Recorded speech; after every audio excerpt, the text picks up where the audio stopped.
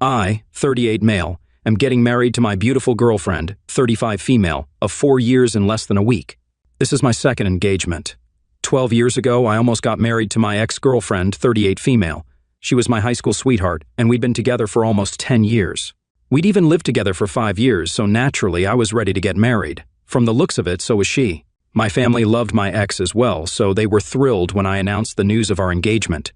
But it didn't happen because just one day before the wedding, my ex ended up sleeping with my brother, 34 male. My ex had told me to spend the night before the wedding at a hotel while she stayed home, since she believed that we needed to stay separately to avoid bad luck. I did what she asked of me. Unfortunately, or maybe fortunately, I'd forgotten my shoes back home and had to go back for them a few hours after I'd reached the hotel. When I went back home, I was surprised to see that the lights were out in the living room. My ex hated turning off the lights while leaving a room, so I couldn't believe that she'd remembered. I went in and headed straight to the bedroom, since that's where I'd kept the shoebox because that's how special it was to me.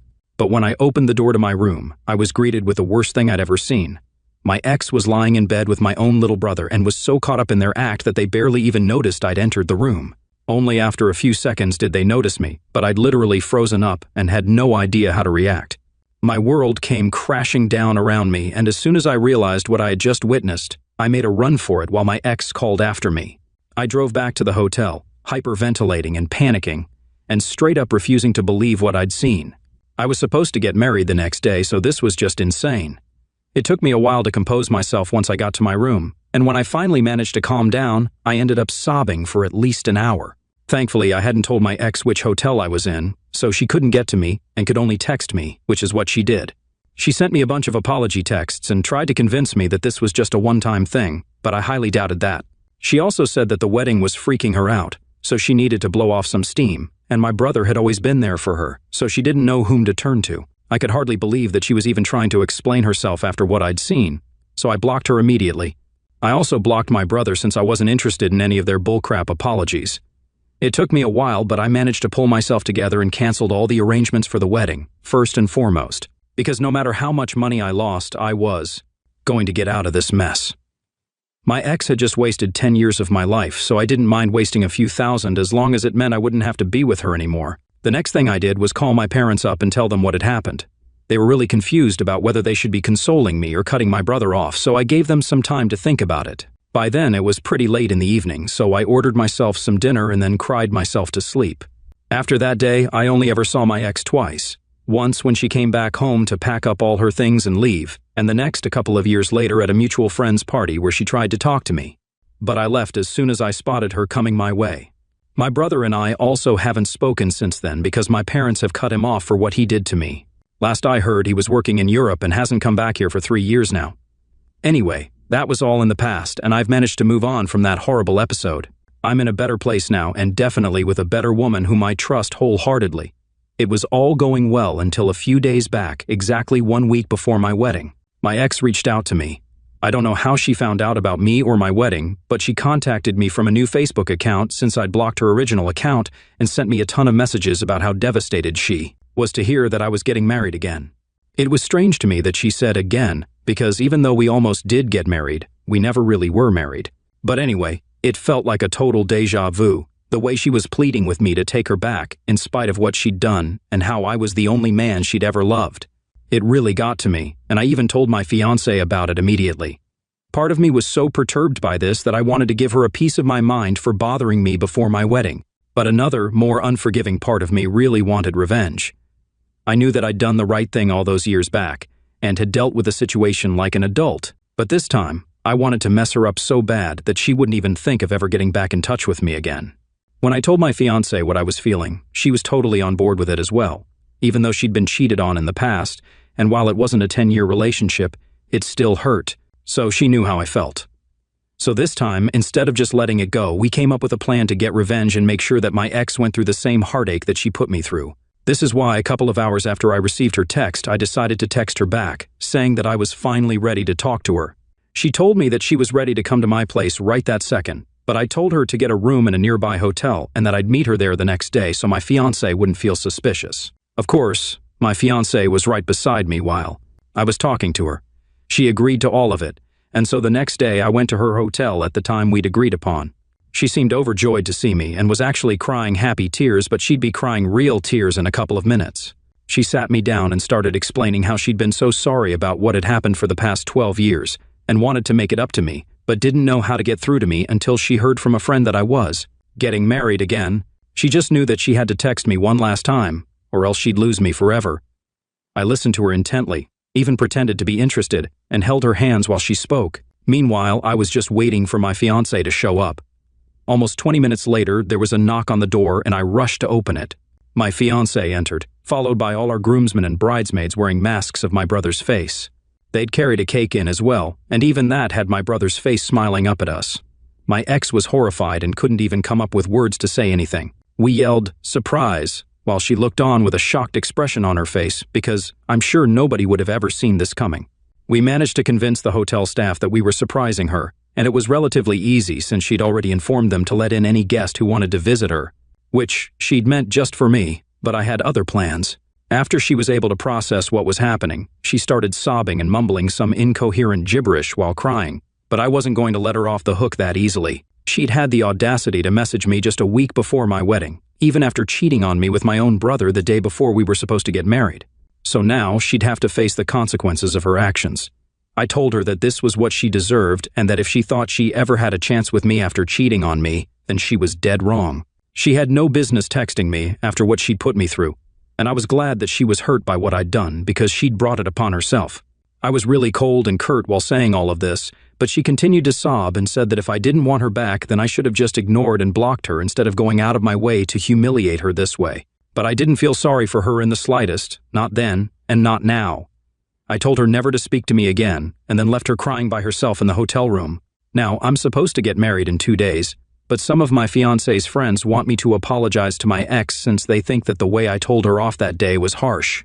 No matter what she'd done, they believe she didn't deserve this. My groomsmen don't share this sentiment, since they've known me since middle school. And they're also well aware of how I had to battle depression and fight for my life in the years following my breakup with my ex because of what had happened. They also knew how much I loved her and what she'd meant to me, so they didn't mind what I'd done. My fiancé's friends had probably been expecting some high school drama that they could gossip about later, but this was too raw and real for them. My fiancé is on my side and doesn't think I should apologize, but her friends are refusing to be part of the wedding if I don't do that. Now, I'm really torn up because on one hand, I don't want my fiancé to be upset on our wedding day. After all, she really values her friends. But I also don't think I owe my ex any apology at all. She could have just stayed out of my life, and this never would have happened. But she just didn't want to see me happy. In fact, she's still trying to play the victim here and keeps sending me texts from spam accounts about how I broke her heart and that this will definitely come back to me someday.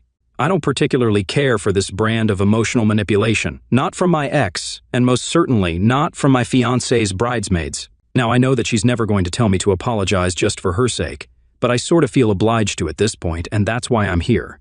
I'm running out of time, and I need to decide what I'm going to do right now. Am I the asshole for humiliating my cheating ex after she tried to get back with me just a week before my wedding? Update 1. So the response on this has been pretty diverse, to say the least.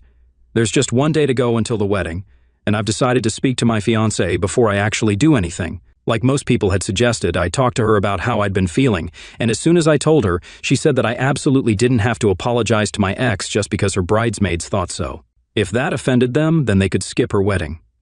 She told me that her bridesmaids had no idea what had happened. Most of them thought that I'd overreacted, even when she explained that my ex and I had been together for a decade and that she had cheated on me with my brother. Things that are incomprehensibly cruel and don't deserve to be forgiven. But they weren't convinced and still believed that I was being unreasonable and owed her an apology. So she gave up trying to explain my side of things to them and even told them that they didn't have to attend our wedding if they didn't feel like it. She hasn't spoken to her friends in 1 whole day, and it seems really unlikely that they'll be attending.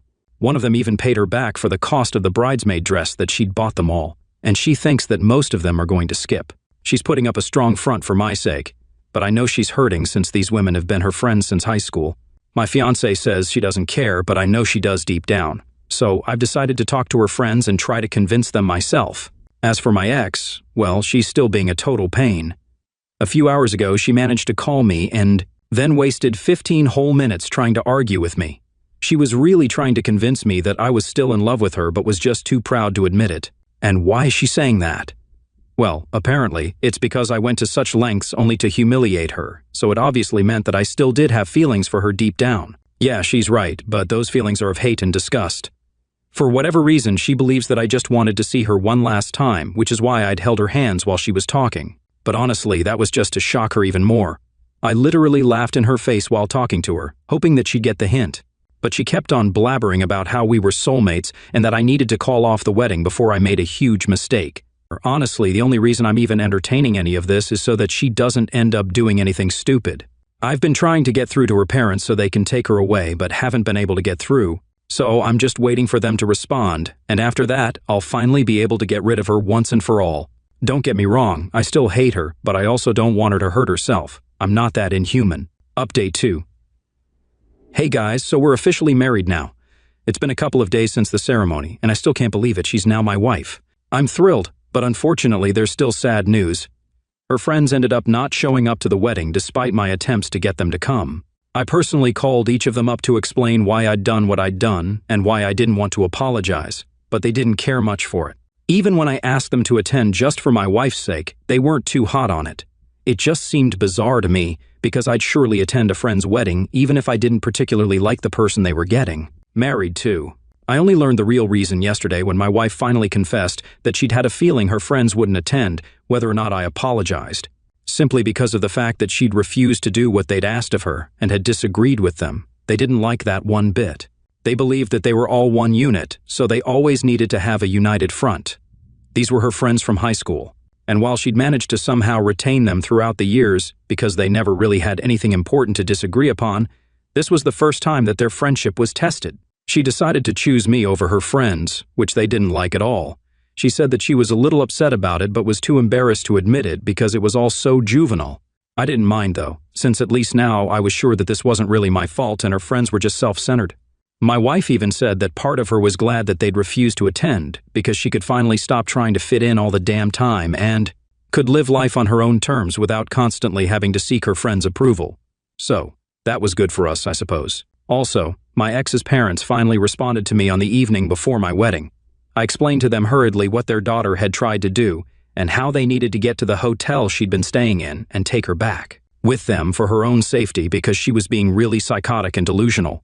I didn't think it was okay for her to be on her own. As it turns out, they'd been on a hiking trip where they had no network, but now that they were back, they promised me that they'd come to take her back as soon as they could. They even thanked me for informing them. I haven't heard from them since, but I'm guessing they got her back home safely. Update 3. Hi guys, it's been a week since my wedding, and unfortunately, it's been nothing but drama so far. As I'd mentioned, my ex or her parents hadn't been in touch with me since the last time I spoke to her parents. I'd assumed that they'd take her home, but apparently not. 2 nights ago, there was a knock at our door, and since it was really late, my wife and I had no idea who it could be because we weren't expecting anyone. I made the mistake of opening the door before looking through the cameras, and when I opened up, my ex pushed past me and walked in with her bags. My wife was sitting on the couch and literally sprang to her feet as soon as my ex walked in. I was about to ask her what she was doing in my house, but before I could say anything, she told me that she was here to stay. She told me that her parents had come to bring her home a few days back, but she'd refused to go since she knew that I would take her back soon. My wife and I were stunned and had no idea how to react because of how crazy all of this seemed. She told me that her parents had tried to force her to go back with them, but she'd had a huge fight with them and ended up staying at the hotel. However, now she was running out of money, so she decided to move to my place instead. Her reasoning was that if I spent enough time with her once again, I'd be reminded of the past and fall back in love with her once more. I absolutely had no idea how to react, simply because of how bizarre all of this was. My wife tried to speak to her, but she ignored my wife's presence altogether and continued speaking to me, demanding that I let her live with us. I told her as gently as I could that I was a married man now, and she couldn't just show up here to live with me. But she said that she didn't accept the wedding, so in her eyes, I was still unmarried. I couldn't believe that this was happening, but neither did I have the heart to kick her out because, honestly, she seemed seriously unstable, and it appeared to me that she needed help. So I sat her down and told her to wait in the living room while I went to the bedroom with my wife to discuss what we should do next. Thankfully, my wife was also quite sympathetic and knew that there was something seriously off about how my ex was behaving. She needed serious professional help, and we realized it. I tried to get through to her parents, but they didn't accept my calls. They texted back saying that they couldn't force her to come back anymore, and that she was clearly too psychotic to live with them. So, she was on her own now. They were clearly embarrassed by her, and it was shameful how they were ready to just abandon their own daughter once they realized she was going through something. With no other option left, I decided to call my own parents, who showed up within half an hour. My ex had fallen asleep on the couch in the meantime, and that was really lucky. When my parents arrived, we decided to take her to a therapist as soon as possible because there was no telling what she was capable of doing at this point. My wife and I let her stay that night because, honestly, neither of us could bring ourselves to hate her anymore because of how sad the whole situation was. Clearly, something had snapped in her mind, and she needed to be treated for it at the earliest. The poor woman didn't even have her parents to count on anymore. The next day, my parents and I took her to the hospital. She was still rambling about how she was glad that I was finally coming around and had even started planning our wedding. We took her to see a mental health professional, but she refused, saying that she felt perfectly fine. Anyway, after a lot of struggle and complications, the doctors managed to calm her down with some meds and administered drugs to her, the names of which I don't remember. After that, she seemed significantly calmer, and 1 or 2 hours later, she finally said that she wanted to go home. I brought her home, and we let her rest in a room while my family and I sat in the living room, thinking about what to do next. My wife and I were really relieved when she said that she wanted to go home now. We even helped her pack her stuff in the trunk of our car and drove her home together. She was silent throughout, and so were we, because what could we even say in a situation like this? Once she got home, she apologized to both of us for the trouble that she'd caused and said that she was ashamed of everything that had happened. My wife and I felt incredibly awkward during this whole thing, but we told her that it was all right and advised her to take care of herself before driving back home. I didn't know if it would help or not, but I did contact my ex's mother and filled her in on everything that had happened.